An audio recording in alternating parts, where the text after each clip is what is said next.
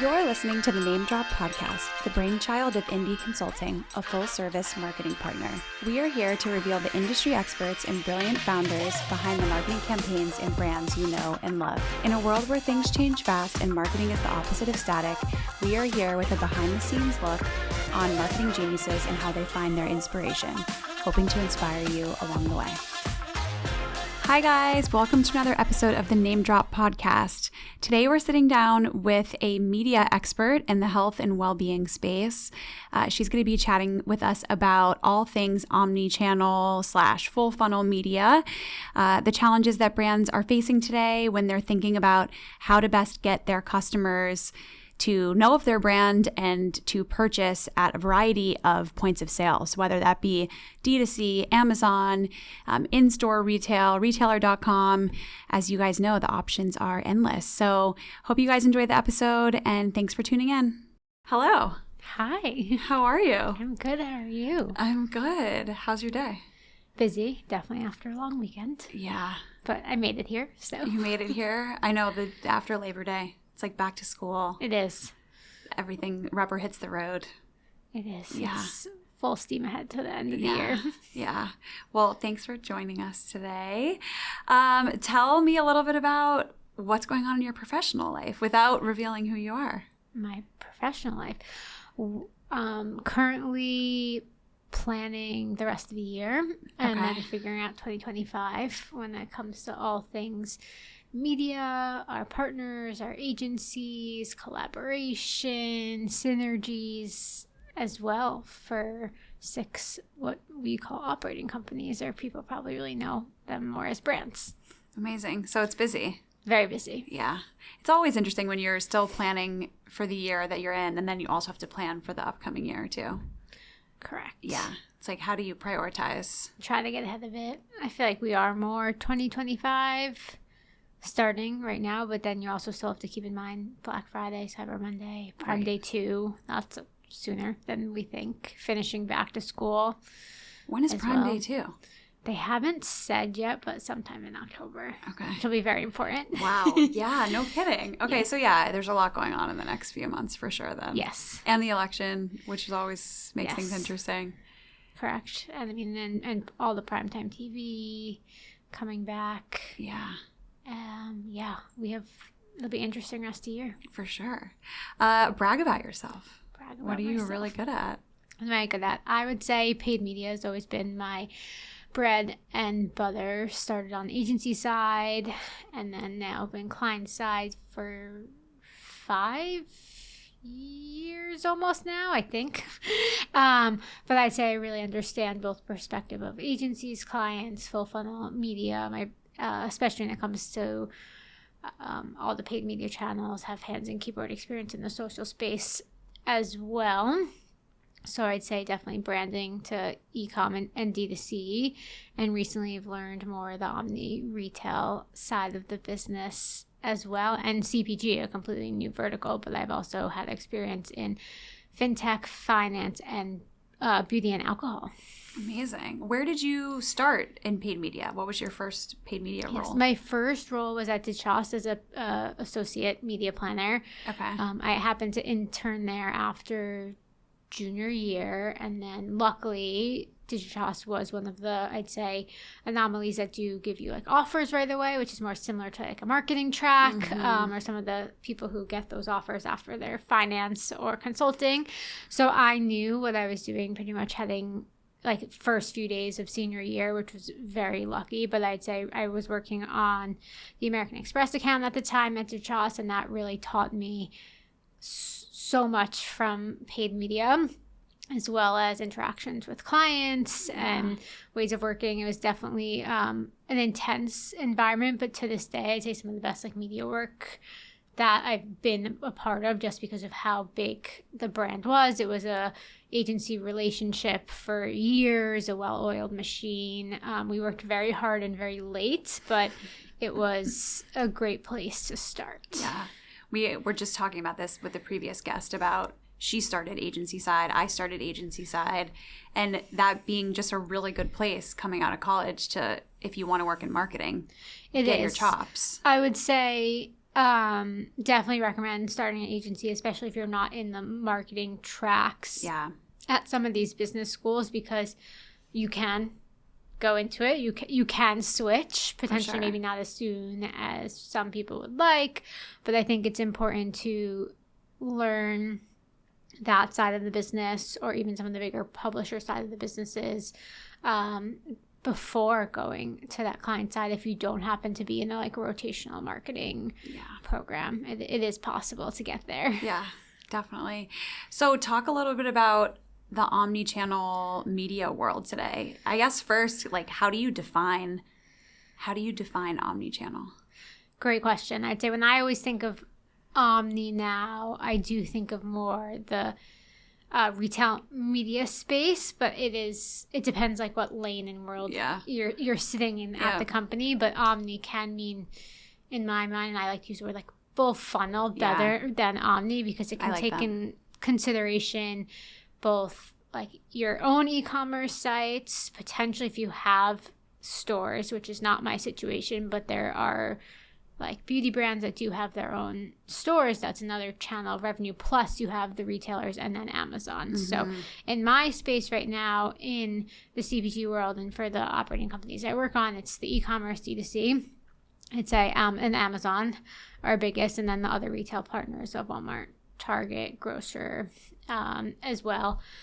So I would say it's really right now thinking about where your consumers are shopping, where they're buying, different prices, different offerings at each of these points of sale that really make up the omni-channel world. A marketer, someone who's buying paid media, working with your agencies, need to think about, because, and it's also ever changing.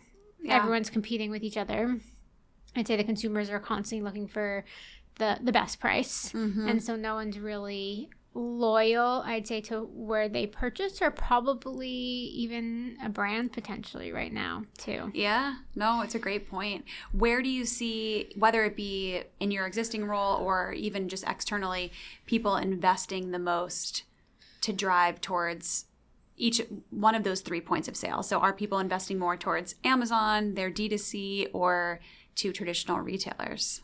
Yes, I would say unique to the operating companies or brands that I sit on, it's Amazon and D2C. Okay. I would say, but we do get a lot of sales from the offline retailers in store, which I personally don't work on as closely, so maybe I'm subjective to where people are investing, but I'd say the majority of dollars right now are certainly going to Amazon. They're going to our direct-to-consumer sites. How do you manage the balance between brand and performance as well, to make sure you're getting new the brand and not just hitting your repeat purchasers as well, have been all things that we're working to figure out. One size does not fit all. Yeah, that is true. Every operating company also has different percentages of point of sales of how big is their D2C versus how big of their Amazon or Costco business that's not really a paid media channel, I would say as well. So it's, I'd say, and what I've always loved about at least media, it's a puzzle that's constantly working to be solved. That's true. There is no magic sauce or solution. No. It's all about just testing and trying different things to see what sticks.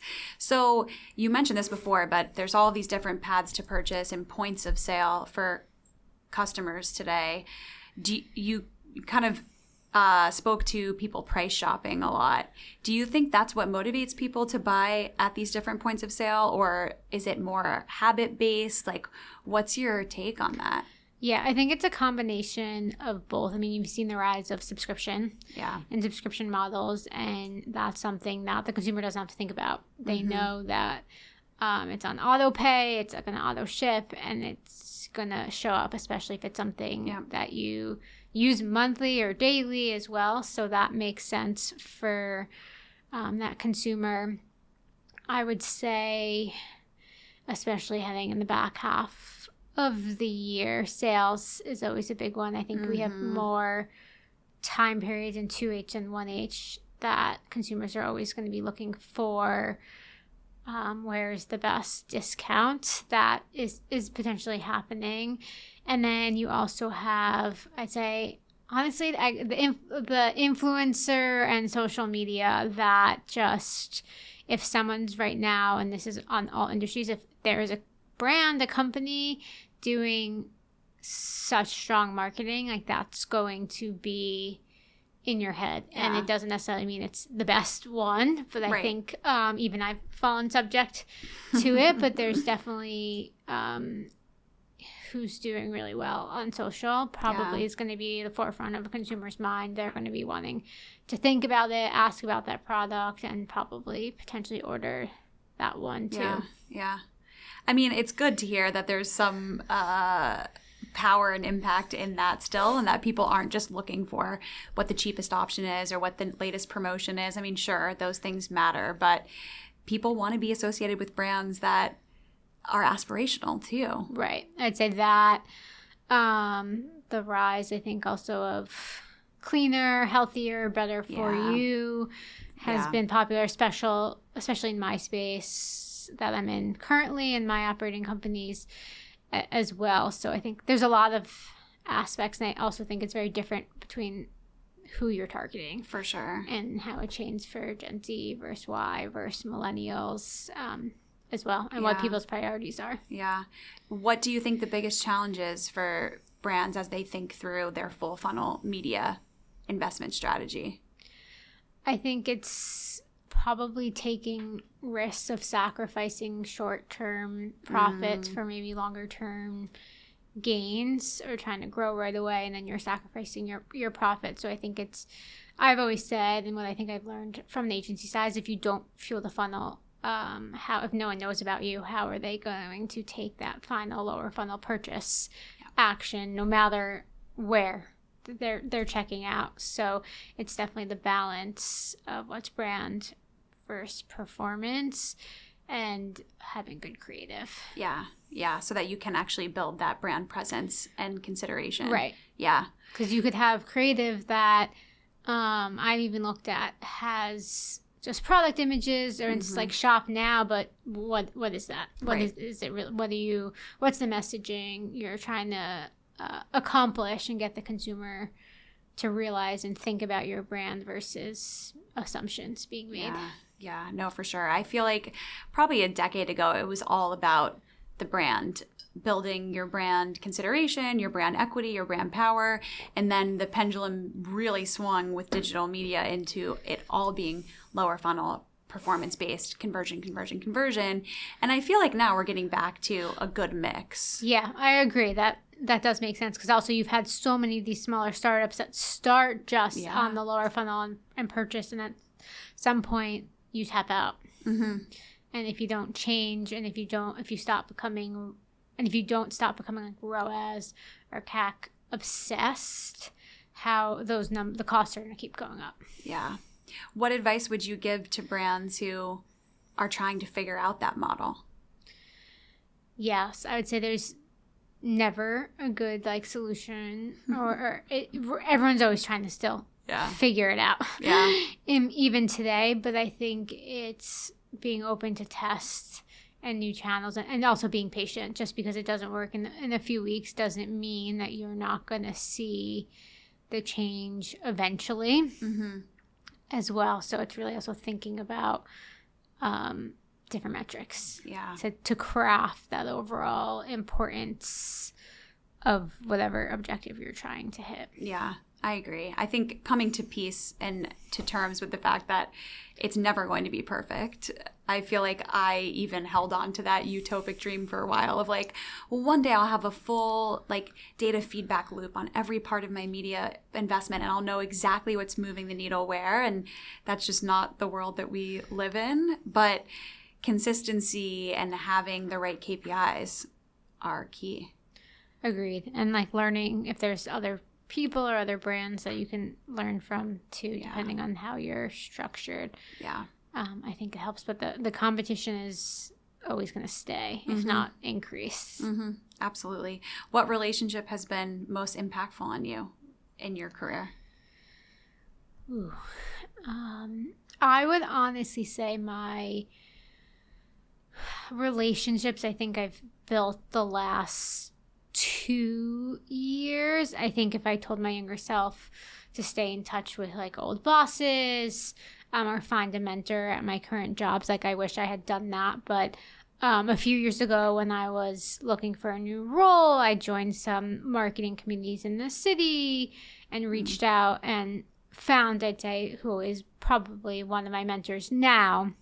And he talks a lot about relationships, keeping in touch with like a few key contacts from each role that you were at. So I'd say he's become very important to me and my career as well, because, and also sometimes at your jobs, you're not always going to have the best boss. So you're not always going to have that. So I think it's seeking it out yourself within the company or externally. And it took a while for me to get there. I think people often talk about like your board, who's on your board, to get like official terms. But I would say that's something I've learned a bit more recently, and just having those catch-ups and networking, because you never know when you need help. And it was a cry for help from me that I took to find this person, luckily. For sure. No, I think that's so important and such a good point. I like the idea of like who's on your board and really thinking through that, because you never know when you're going to, I don't know, need a referral or advice on something, or when you're going to cross paths with people again. Even this industry is so incestuous, especially in the city. It's definitely small. Yeah, there's events. So I think it's like leaving on good terms. For sure. If that's like the situation you end up in, or keeping in touch, and it takes a lot of effort. Yes, it does. And then there's sometimes I'm not perfect, or I like leave. I don't want to say like use the word leave, but sometimes it's not a priority, and I can go a few months or 6 months and realizing I should have not done that. You're like, I got to get back out there, reach out to people. Amazing. Well, tell us who you are. What do you do? Yeah, so my name is Amanda. I currently work at Unilever within the Health and Wellbeing Collective. So this consists of 6 operating companies that Unilever has acquired as a bit of a separate business group. They are Ollie, On It, Liquid IV, Welly, Smarty Pants, and Nutrafol. So I support them from a head of media standpoint, owning our agency relationships, all of our key joint business partners, so such as Meta, Google, Amazon, supporting all things media. So how can I cross-share learnings of what's going on with one operating company to another, knowing that we do play in similar tentpole moments as well. So I think I always reference when I first started out, my boss said to get to a point with the key stakeholders and the relationships you're building, that if they want to solve something on media or like a test into streaming or linear, for example, they know that they can go to you and you would help them solve that. And just being like a resource, a source of knowledge for all these operating companies, a feedback loop, I'd say both internally and externally with our partners as well. So for me, every day is different. I just hit, I'd say a little over a year, and I'd say has been the best year like of my career. So I've never been happier, which it did take a while and a lot of tears to get here, but I've personally never been happier, and I love the people that I work with and get to support. So I don't feel like I'm ever really playing bad cop as well. And then I help take advantage of being part of Unilever and what that brings our operating company as well for everyone. That's amazing. So it sounds like a fun job. It is. What does a day in the life look like? I know it's different every day, but give us definitely an overview. Different. And it varies. Some days are very heavy meeting focused because I do have to know what's going on. I know everyone's budgets, like media. I don't go super tactical, but I need to know what's going on so that I can take that high level bird's view approach. Sure. To help support, like I said, like I feel like the cross-sharing learnings, work with our big key partners, that there's a few of them that make up a good over 50%, if not more, of our funds. So those relationships are super important as well to help support. So meetings, if I'm not in meetings, there's usually like specialty projects that I'm working on, whether it's for the opcos or for just like being part of a central function team that need to get done, figuring out what our high-level strategies could be, who's the right partners, and also like what's new, what are we not doing that we should potentially be based on the competitiveness that does exist in our spaces. Awesome. What do you find to be the most rewarding part of your current role? I think knowing that I do have impact and add value. It's like the first time in my role that I've ever felt that.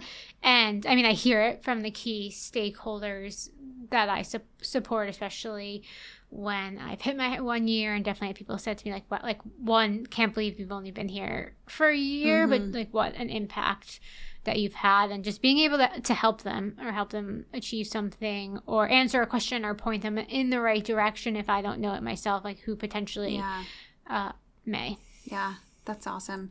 Especially, I mean, sitting across 6 businesses, really. I mean, what a cool way to have insight into so many different ways about going about media planning, execution, optimization. But it's amazing that you get to be like a facilitator of that knowledge share too. That must be fun. I think, definitely. Facilitator is one word. Bouncer, I feel like, is another one that came up a few weeks ago in person, which I felt was funny.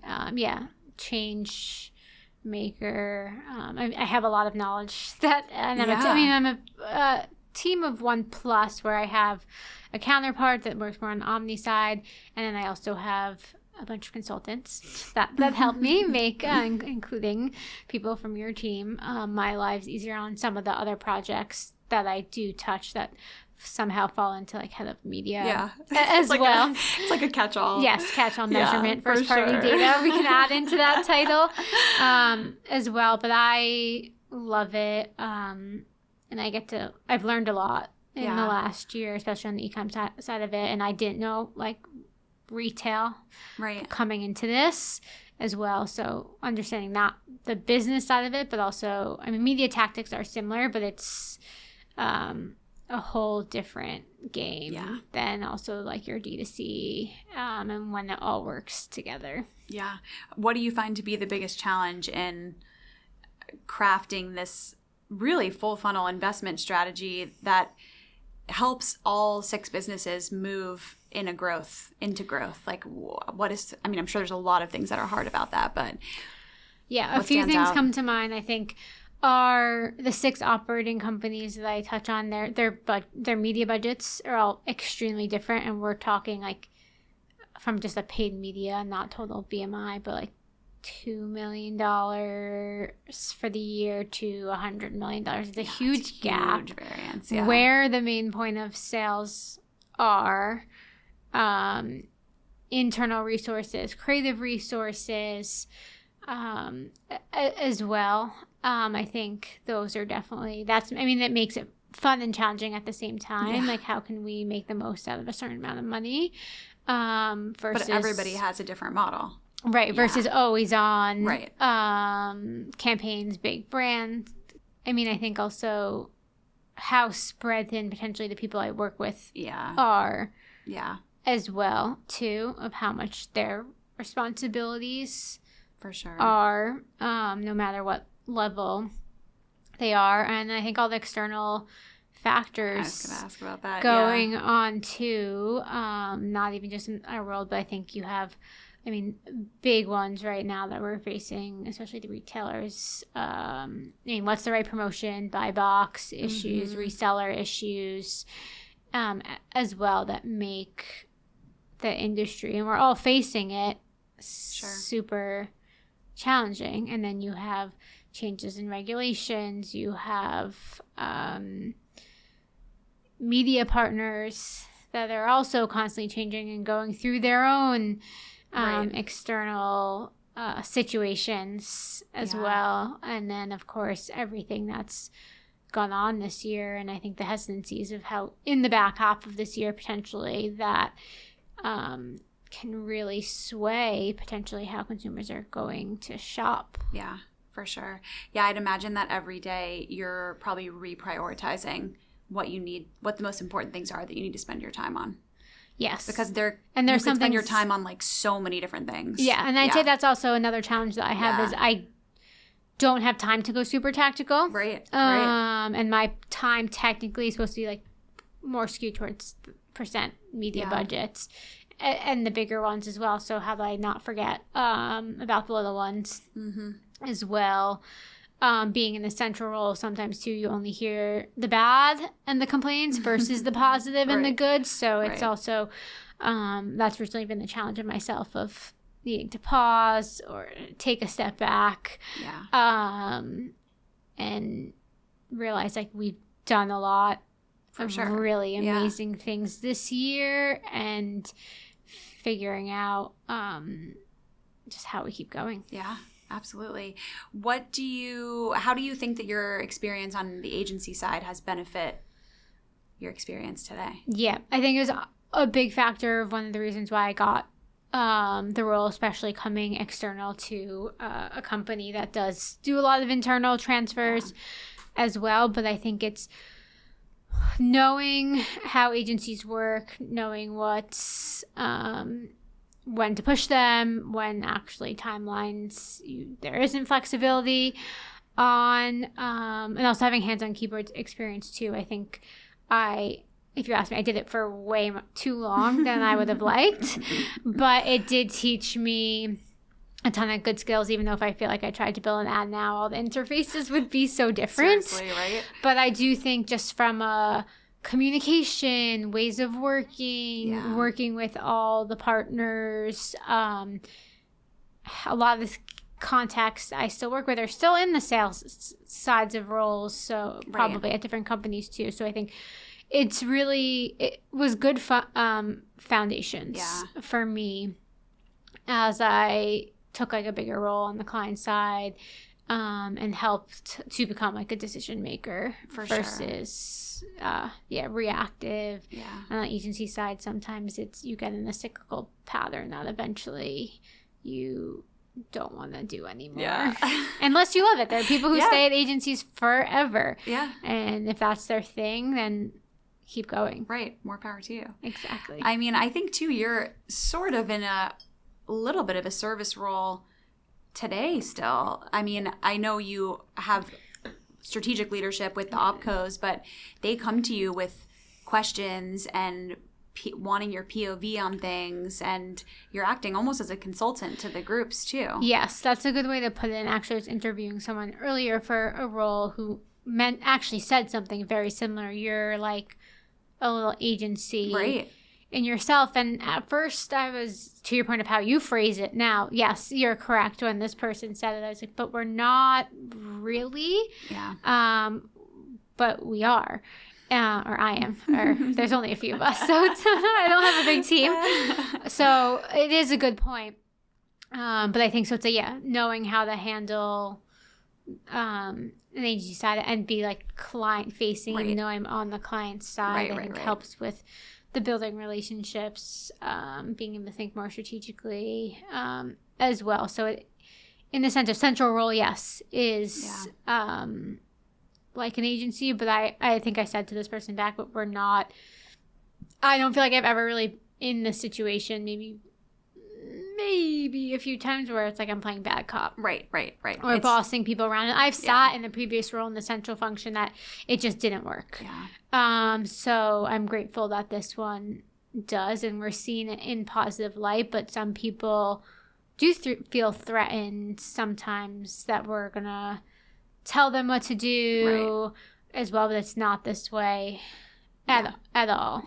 No, it's a partnership. It's a partnership, and I think that's also a huge success to who was doing my role before me as well, that we are not seen in that way, because that's a bit of a challenge when you try and insert yourself where sometimes you're struggling if that's wanted or warranted, or you're just being forced to do that. No, absolutely. At 21, did you ever think you'd be doing what you're doing today?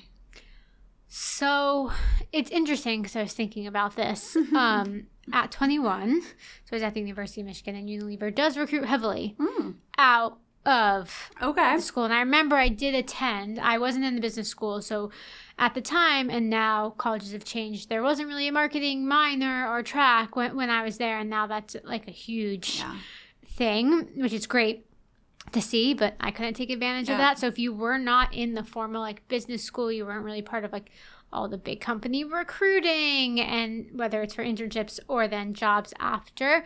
So I did attend like a few of them, Unilever being one, but they typically at the time, and we're talking I think 9-10 years ago at this point, you probably had to know someone if you weren't in the business school to get the interview. So I've known about Unilever and remember going to the informational sessions, but it never went anywhere from that. I actually think I interviewed a few times at Unilever over the course of like 8-9 years.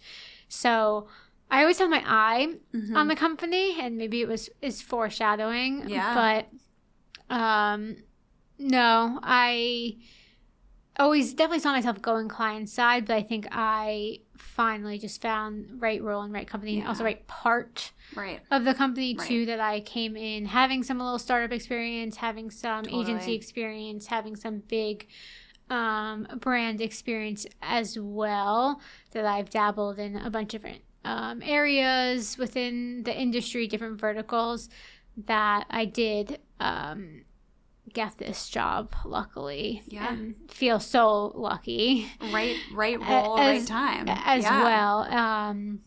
That as I said, I think earlier, I've never been happier. And so that's awesome. I do love like all the people I work with and what I do. There are bad days. Every job though, right? Like what job is perfect? And I would say my bad days don't compare to what bad days. And I think when you're just so unhappy in your job, because I've been there, and you're spending 8+ hours of your day, it affects you both 100%. At work and outside of work. So I'm just, even my stressful days or my busy days or the long to-do list I haven't been able to get to doesn't like deter. It doesn't compare. It doesn't deter. We laugh when I was doing my end of year review, because we're a health and well-being, like 1 to 5, how you're doing both like professionally and personally, and it's like I was a 5, and so the ongoing joke was like, are you still a 5? I'm like, yeah, pretty much. Like, there's definitely days, and I think it's just been a really busy last few months where I would say I wasn't a 5, but overall, we're still happy and grateful. Good. I'm glad to hear that. That's awesome. Yeah, I think that's normal too. I feel like sometimes people have expectations that every day is going to be a 5, and that's just not reality. Correct. You're going to have some days that are a 2, and that's okay. You keep moving, and there'll be hard days, but that's what makes it better too, I think. Yeah, and also like learning, I would say it's okay if there's some things I just had to deprioritize or didn't get to, and it's still deprioritized. For sure. I think especially a few months later, as you get more senior in your career, like part of your job is figuring out what to deprioritize, so you can make room and time for the things that are the most impactful things. And that's okay. Those are decisions that you have to make now. Correct. And I think it's also, I can't go to every meeting. No. Or I wouldn't have time for my work, especially if there's no one under me to do the work as well. So that has been working through and figuring that both on my own and like conversations with my manager of what should I be prioritizing. Sure. This is what I think. And pulling back out of some meetings. I'd love to know the bi-weekly performance of everything that's going live, or get into the dashboards that exist, but there's never enough time in the day. Only so many hours. What piece of advice would you give to someone who's looking to start their career in media today? I would say either start like at an agency or one of the bigger publishers right now, they do call like the big four for a reason, although it's hard to get into, like take that junior role and just learn, because having that experience is so valuable and you can do so many things right now. Like I'm thinking of now they've been there for a year, like what's next, and there's so many different ways or like where do I go in a few years. We're definitely not talking about what's next. I'm not going anywhere. But I could go in so many directions because of my background, which is a blessing and a curse, as well as someone who's like indecisive. Yep, option process. But, yes. But I think it's really learning the skills, but then I found it even more valuable of like some of the newsletters that I read that like give advice is also like really grounding yourself in that, potentially reading the Daily Stoic. I think there are things I've done also more on like the professional but like mental side of it that's helped me in my day-to-day professional life and like learn things, because there's people who've experienced these things and now they're older than you that you can learn from. So I'd say there's that, and also like work doesn't necessarily need to be your life early on too. And then like I think what you do in your 20s versus what you do in your 30s, like learn everything, try not to care about money as much, even though that's not like how I live, and easier said than done. And build those relationships early on. I agree with all of those things. Super important. Amazing. Okay, so let's do a round of trendy or tragic to wrap us up. So I'm going to give you a topic, and then you'll say if it's trendy or tragic and why. Oh, that's fun. Okay. Are you ready? Yeah. Okay. The U.S. Open. Trendy. Yeah. Love it. Did you go? I went the first day. Okay. So, and was just watching all the side courts as well. I think going the first few days, if you can, it is amazing because there's so much going on. I mean, they're also saying right now there's so many people, and I think it's insane, becoming more influencer and trendy, and that's been in the trades a bit, but I think there's nothing like the US. It's one of my favorite times of the year. In New York as well. It was very hot, but I recommend anyone and everyone should go. I agree. I went for the first time a couple days ago. I've never been before. And there's nothing like it. There's nothing like it. The energy is great. Energy's great. There's like good food and drinks. It's like lots of people. Yeah, and tennis is fun to watch too. Right. It's never boring. There's so much going on there. Yeah. I also think a lot of the commentators and announcers do such a good job. Too.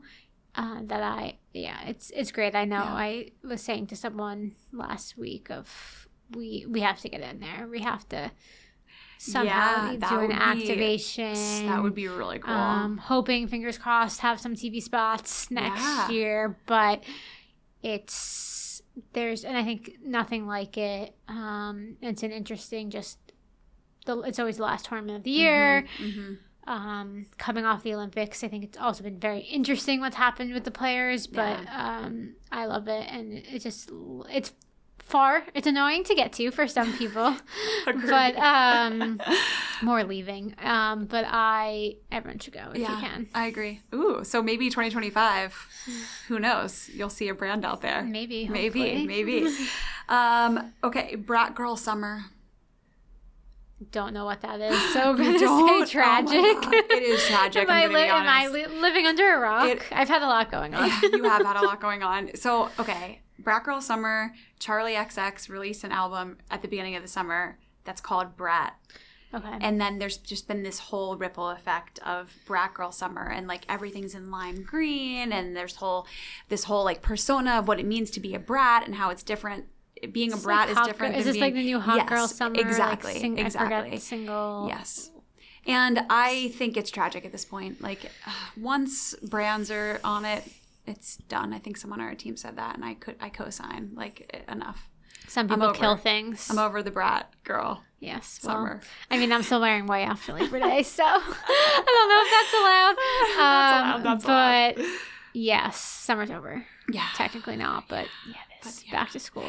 It's sad. So I've been noticing, especially this weekend, with the temperatures being a little bit lower, that everyone in New York City is wearing cowboy boots. Trendy or tragic? So it's funny you say that. I'm gonna say tragic too, but I don't think it's also been during the summer. And my husband pointed it out, and he doesn't understand. He is like, "What is this?" And I love him to death. And but sometimes he's very critical on clothing and outfits and trends, and if it's on Instagram, type of mentality. I don't understand it. I mean, I can't unsee it now. I literally see it's everywhere. They're everywhere. And boots. I mean, I would wear boots with dresses. I mean, combat boots sometimes or booties. Right. But I've honestly seen this cowboy thing, for like a month or two. Yeah. And I don't know. I don't understand it. I'm still confused. I kind of am too. I need answers. Like, why? I feel like the Western boot had its thing, but I didn't think it was Also, I think if you like go to school in the South, and that's part of, yes. Or else when you go out West, of course I'm going to want to dress the part. Right. But but no, I saw more cowboy boots in Brooklyn this weekend than I've seen. Yeah, I don't know. It's everywhere. In a really long time. It's kind of crazy. Yeah. Yeah, I'm going to go with tragic too. It's too much. And also, it's been hot. Like, it's not even No, last week was horrible. Yeah, it's not time. Yeah, I'm still wearing my like open toe Birkenstocks. Oh yeah, same. That's what I wore over here today. I'm like, it is sandal season still. Amazing. Well, thank you so much for joining us. This was so fun. This was great. Tell people where they can find you. They can find me on, I'd say LinkedIn. Probably. Yeah. I'm not public on Instagram, so definitely LinkedIn. I think I go by Amanda Beck Faibis on there, Amanda C. Faibis. But yeah, my full name, I never even said that, is Amanda Faibis. Cool. As well. So. People can find you there. Love it. Yes, that's it. That's it. Nowhere else. Cool. Well, thank you so much. Thank you. All right, so you guys can find us on Instagram at namedrop.pod, and I'm at Mel Bakes. Thanks so much.